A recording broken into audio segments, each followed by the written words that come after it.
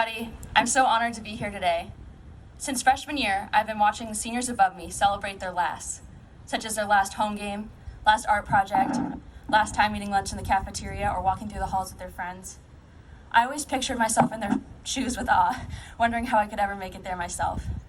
This year, our lasts snuck up on us, and we experienced a lot of them before we even knew they were happening.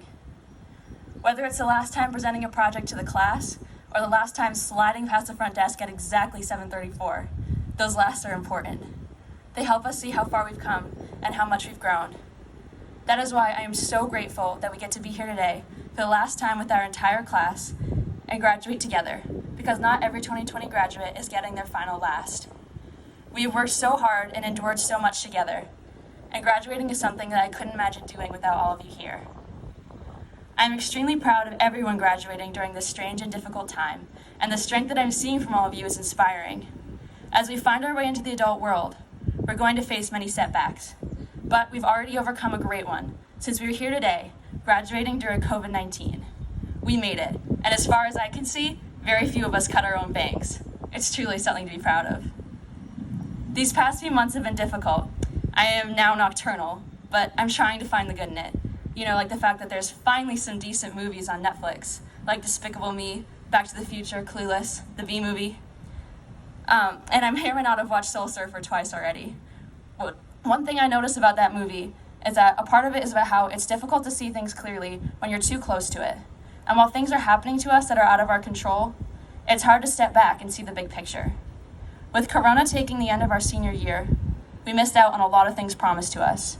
But I'm making a new promise, a bigger promise, to every one of you.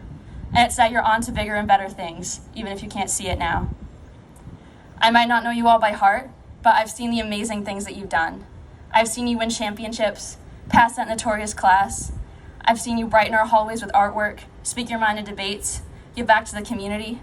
I've seen you do things I could never do, like sing in front of a crowd or build and code robots. I've seen you come out of your shells and make beautiful, unsuspected friendships. You've helped me pick up my papers in the hallway and lent me a Chromebook charger on too many occasions. It made me laugh on tough days. I remember when we were all finding out our class rank last year, Mrs. Sawyer, our guidance counselor, told me that 30 years from now, you won't remember who was what rank, or who had what SAT score, or who got that game-winning point. You remember who is kind. And I feel incredibly grateful to be able to remember so many of you in that light. Over these 4 years, we've learned so much.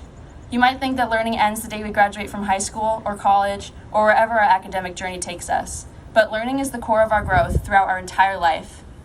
Please, do not stop researching when your last English paper is due. Don't stop speaking up once you've passed civics. Don't stop trying to understand why things are the way that they are when your science labs are finished. Don't stop trying to solve problems when you say goodbye to your math teacher. With everything going on, it's like we're all living through our own coming-of-age movie, as we're forced with urgency to decide who we are and what we stand for. As you do this, please don't stop learning. Listening is learning. Realizing when you're wrong is learning. Learn from your mistakes and know that every person you encounter can teach you something. Lastly, be fearless about your dreams. In my 4th grade time capsule, I wrote that my biggest dream was to live on a cat farm. But in all seriousness, the possibilities are endless.